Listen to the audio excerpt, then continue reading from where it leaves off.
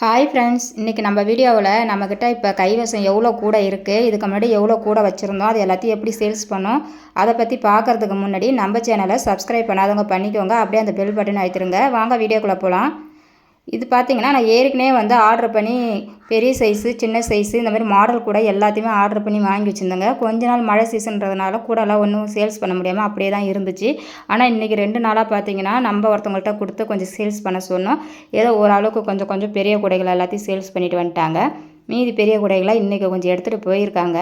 இப்போ இந்த மாடல் கூடைங்களாம் பார்த்திங்கன்னா ஒன்றுமே ஓடலைங்க, ஒரே கூடை தான் ஓடிருக்கு.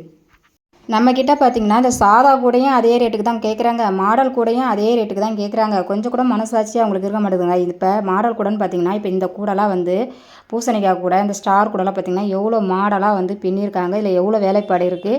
நம்ம ஒரு ரேட்டுக்கு வாங்கி அதை ஒரு ரேட்டுக்கு வச்சு சேல்ஸ் பண்ணலான்னு பார்த்தா சாதா கூடை என்ன ரேட்டு கேட்குறாங்களோ அதே ரேட்டு கேட்குறாங்கங்க.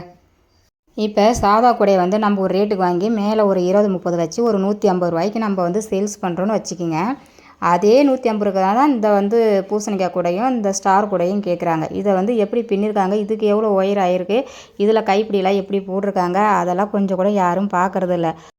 இப்போ இந்த வீடியோ சேல்ஸ் பண்ணுறவங்களும் பார்ப்பீங்க, ஒயர் கூட பின்னி சேல்ஸுக்கு கொடுக்குறவங்களையும் பார்ப்பீங்க, அதை ஒரு ரேட்டுக்கு வாங்கி கடையில் வச்சு சேல்ஸ் பண்ணுறவங்களும் பார்ப்பீங்க. நான் இப்போ என்ன சொல்கிறேன்னா, இப்போ இந்த சாதாரணமாக அந்த வீடியோ பார்க்குறீங்கள்ல, எப்படி நீங்கள் ஒரு ஒயர் கூட விற்கும் போது அதை போய் நீங்கள் விலைக்கு கேட்டு வாங்க தான் போகிறீங்க. அந்த மாதிரி வாங்குறவங்களா இருந்தாக்கா உங்கள் தேவைக்கு நீங்கள் கூட வாங்குறவங்க தான் தயவு செஞ்சு புரிஞ்சுக்கோங்க. எவ்வளோ இதில் ஒர்க் பண்ணுறாங்க, இதில் எவ்வளோ டிசைன் போடுறாங்க, எவ்வளோ ஒயர் ஆகுது, அதெல்லாம் கணக்கு பண்ணி அதுக்கு என்ன ரேட் ஆகும், அவங்க மேற்கொண்டு எவ்வளோ வச்சு விற்கிறாங்க, இது நியாயமாக இந்த ரேட்டுக்கு வாங்கலாமா வாங்க முடியாதா அப்படின்னு அதை பார்த்து அதுக்கு தகுந்த மாதிரி ஒயர் கூடையே வாங்குங்க. ஆனால் எடுத்ததுமே எல்லா கூடையும் பெரிய கூடையாக இருந்தாலும் அதே ரேட்டு தான், சின்ன கூடையாக இருந்தாலும் அதே ரேட்டு தான். எல்லாத்தையும் இந்த ரேட்டுக்கு தெரியா, 100 ரூபாய்க்கு தெரியா, பெரிய கூடை இருந்தால் 200 ரூபாய்க்கு தெரியா, அப்போ 150 ரூபாய்க்கு தெரியா, இப்படி தான் கேட்குறீங்களா தவிர யாரும் நியாயமாக ஒரு ரேட்டு வச்சு கேட்க மாட்டுறாங்க. நானும் இப்போ இந்த 6-7 மாதமாக இந்த ஒயர் கூடை பிஸ்னஸ் பண்ணி இதில் நிறைய அனுபவங்களை நாங்களும் பார்த்துட்டோம். எல்லாருமே ஒரே டைப்பாக தான் இருக்காங்களே தவிர ஒருத்தவங்க கூட மனசாட்சியோடு ஒரு ரேட்டு வச்சு பேசுகிற மாதிரி தெரியல, நியாயமாக சொல்கிறதும் இல்லை. நம்ம இந்த பூசணிக்காய் கூட ஒரு ரேட்டு வச்சு தான் வாங்கணும். சரி, இது பரவாயில்ல, நல்லா மாடலாக இருக்குது, ஒரு 200 சொன்னால் வாங்குவாங்க போல் அப்படின்னு சொல்லி இதில் ஏதோ நம்மளுக்கு ஒரு 50 ரூபா கிடைக்கும் அப்படின்னு நான் பார்த்தா, இவங்க நம்ம வாங்கின ரேட்டை விட 20 ரூபா குறைச்சி தான் கேட்குறாங்க. இது வரைக்கும் என்கிட்ட மாடல் பார்த்தவங்க கேட்டவங்களா, இப்போ நான் இது 120 ரூபாய்க்கு ஏங்க 120 ரூபாய்க்கு நான் ஆர்டர் கொடுத்து நான் 20 கூட பின்னியிருக்கிறேங்க. அப்போ என்கிட்ட இப்போ வாங்குறேங்க, நான் சரி அட்லீஸ்ட் ஒரு 150 ரூபா கிடச்சா கூட நமக்கு மேலே ஒரு 30 ரூபா கிடைக்கிது, நமக்கு ஒரு 600 இல்லை 200 கொரியர் சார்ஜ் போனால் கூட மீது 400 ரூபா நிற்கிது. இந்த 20 கூடைக்கு நம்ம ஆர்டர் கொடுத்து இதில் நமக்கு லாபம்னு பார்த்திங்கன்னா நமக்கு 400 ரூபா நிற்கிது, பரவாயில்ல அப்படின்னு நான் நினச்சேங்க. ஆனால் பார்த்திங்கன்னா நான் 120 ரூபாய்க்கு இந்த கூடை வாங்கினேன்னா என்கிட்ட இப்போ விலைக்கு கேட்குறவங்க எல்லாம் 100 ரூபாய்க்கு தெரியா, 100 ரூபாய்க்கு தெரியா, இது தான் கேட்குறாங்களே தவிர நம்ம 120 ரூபா வாங்கணும்னு சொல்கிறதுக்கும் ஒரு மாதிரியா இருக்குது. அவங்க சரி 150 ரூபா கொடுத்தாங்கன்னா பரவாயில்லன்னு நினச்சா அதுக்கு தகுந்த மாதிரி வாங்கவும் மாட்டுறாங்க. இதெல்லாம் நல்லா மாடலாக பின்னிருக்காங்க பாருங்கள், இதுக்கெல்லாம் ஒயர் அதிகமாக ஆகும், இது பின்னுறதுக்கும் கஷ்டம். அதனால் இது ரேட் அதிகம், இது ஒரு 200 ரூபாய்க்கு கொடுங்க அப்படின்னாக்கா அந்த 200 ரூபா ரேஞ்சுக்கெலாம் போகிறதே கிடையாது. அதுக்கு நான் பெரிய கூடையாக 200 ரூபாய்க்கு வாங்கிப்பேன் அப்படின்னு சொல்லிட்டு உடனே கிளம்பிடுறாங்க கடையை விட்டு. ஆனால் சாதாரணமாக நம்ம கூடை பின்னி வச்சுட்டு சரி சாதாரண கூடை தானே ஓடுது, சரி அந்த சாதாரண கூடையை நம்ம சேல்ஸ் பண்ணி அதில் ஒரு லாபத்தை பார்க்கலான்னு பார்த்தா அப்போ என்ன சொல்கிறாங்கன்னா, ஏன் இதோட மாடலாலாம் கூட இல்லையா, நல்லா மாடலாக பின்னி வச்சுருந்தீங்கன்னா நல்லா சேல்ஸ் ஆகும்ல, எனக்கு ஒரு நல்ல மாடலாக கூட பின்னி வைங்க அப்படின்னு சொல்லிட்டு போயிடுவாங்க. இது தாங்க அந்த ஒயர் கூடை பிஸ்னஸை பொறுத்த வரைக்கும். நம்ம மாடலாக பின்னி வச்சா சாதாரணமாக கேட்குறாங்க, நல்லா சாதாரணமாக பின்னி வச்சா நல்லா மாடல் கூடையாக பின்னி கொடுங்கன்னு கேட்குறாங்க. இந்த மக்களை பற்றி புரிஞ்சிக்கவே முடியலைங்க, எல்லோரும் ஒரு டைப்பாக தான் இருக்காங்க. இப்போ நமக்கே தோணுதுங்க, சாதா கூடையே 150 ரூபாய்க்கு கொடுக்குறோம், இந்த மாடல் கூடையே 150 ரூபாய்க்கு கொடுக்குறோமே, இதில் என்ன ஒரு இது இருக்குதுன்னு தெரியலையே நமக்கு. அதுக்கு பேசாமல் நம்ம சாதா கூடையே பின்னிட்டு போயிடலாம். நம்ம அது நமக்கு வாங்குறவங்களுக்கு ரேட்டு ஒரு 20 ரூபா கம்மி பண்ணி நம்மளுக்கு தராங்க. ஆனால் மாடல் கூடன்னு நம்ம வாங்கும்போது நம்ம வாங்குறது அவங்களுக்கு 20 ரூபா எக்ஸ்ட்ரா வச்சு தான் நம்ம வாங்குகிறோம்.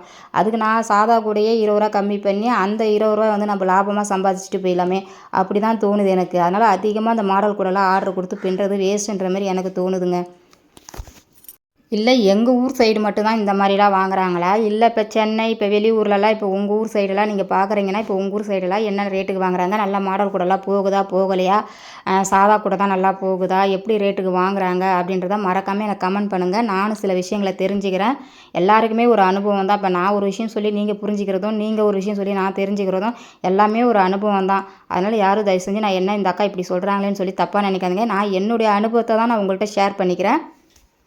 என்னுடைய அனுபவத்தில் பார்த்தீங்கன்னா, பேசாம பெரிய கூடையே பின்னிடலாங்க. பெரிய கூடை வந்து நம்ம ஒரு ஆர்டர் கொடுத்து நம்ம பின்னி வாங்கும்போது, அதில் கண்டிப்பாக நமக்கு ரூ. 100 ஒரு 60, 70 அந்த மாதிரி ஒரு லாபத்தை வச்சு நம்ம சம்பாதிச்சிடலாம். நம்ம ஒரு 20 கூடை, 10 கூடை, 30 கூடைன்னு சொல்லி பெரிய கூடையே ஒரே ஆர்டரா நம்ம 4 பேருக்கு பிரித்து கொடுத்தா, அவங்கள பின்ன சொல்லி அவங்களுக்கும் ஒரு லாபம் கிடைக்கும், நமக்கும் ஒரு லாபம் கிடைக்கும்.